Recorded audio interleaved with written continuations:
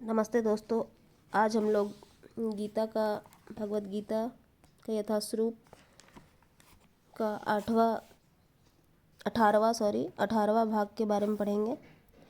गीता में अन्यत्र कहा गया है, अवक्तोक्षर इत्युक्तमाहु परमागतिम या प्राप्य न निवर्तन्ते धाम परम मम। अव्यक्त का अर्थ है अप्रकट। हमारा समक्ष सारा भौतिक जगत तक प्रकट नहीं होता।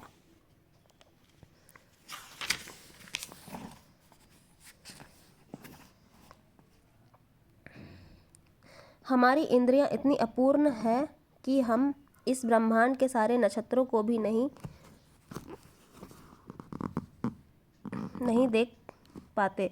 वैदिक साहित्य में हमें सभी लोकों के विषय में प्रचुर जानकारी प्राप्त होती है। उस पर विश्वास करना या न करना हमारे ऊपर निर्भर करता है। वैदिक ग्रंथों में विशेषतया श्रीमद् भागवतम में सभी महत्वपूर्ण लोकों का वर्णन है। इस भौतिक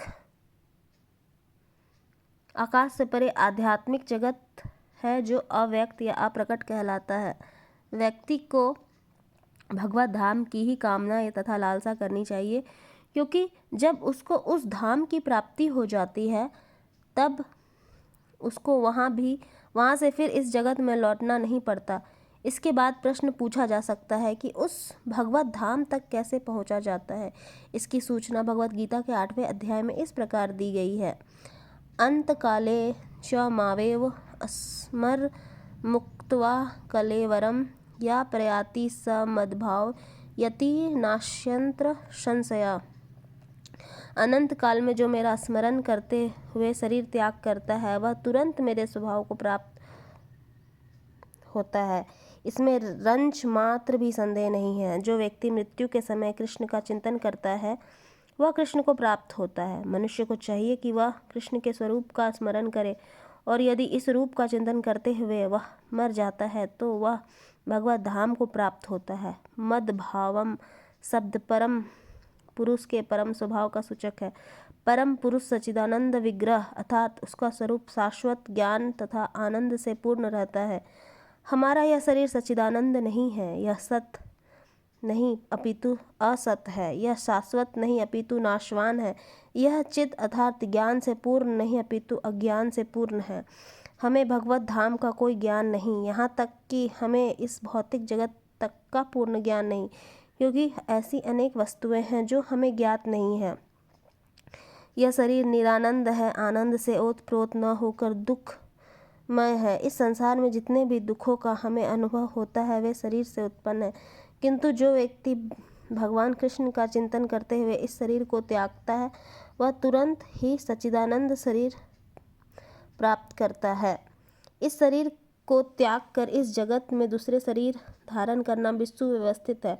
मनुष्य तभी मरता है जब वह निश्चित हो जाता है कि अगले जीवन में उसे किस प्रकार का शरीर प्राप्त होगा। इसका निर्णय उच्च अधिकारी करते हैं, स्वयं जीव नहीं करता।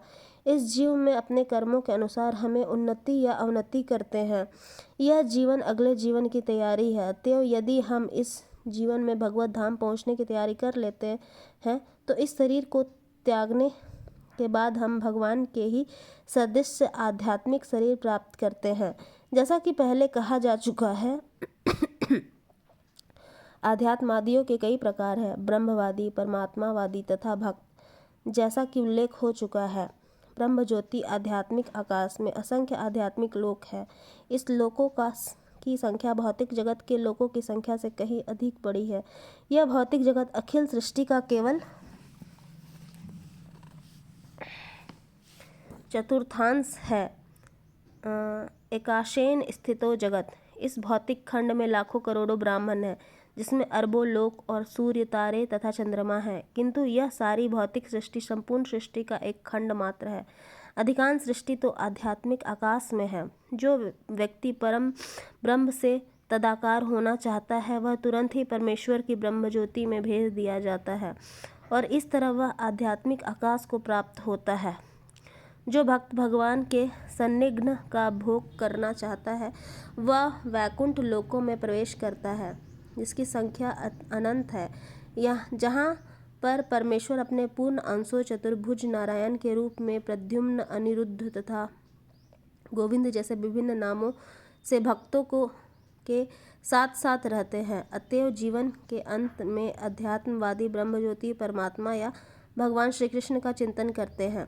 प्रत्येक दशा में वे आध्यात्मिक आकाश में प्रविष्ट होते हैं, लेकिन केवल भक्त या परमेश्वर से संबंधित रहने वाले ही वैकुंठ लोक में या गोलोक वृंदावन में प्रवेश करता है। भगवान यह भी कहते हैं कि इसमें कोई संदेह नहीं है, इस पर दृढ़ विश्वास करना चाहिए। हमें चाहिए कि जो हमारी कल्पना से मेल नहीं खाता उसका बहिष्कार न करें। हमारी मनोवृत्ति अर्जुन की सी होनी चाहिए। आपने जो कुछ कहा उस पर मैं विश्वास करता हूँ। अतएव जब भगवान यह कहते हैं कि मृत्यु के समय जो भी ब्रह्म परमात्मा या भगवान के रूप में उसका चिंतन करता है वह निश्चित रूप से आध्यात्मिक आकाश में प्रवेश करता है, तो इसमें कोई संदेह नहीं है। इस पर अविश्वास करने का प्रश्न ही नहीं उठता। आज के लिए इतना ही। अगले अध्याय में हम लोग 19वां पाठ पढ़ेंगे। धन्यवाद।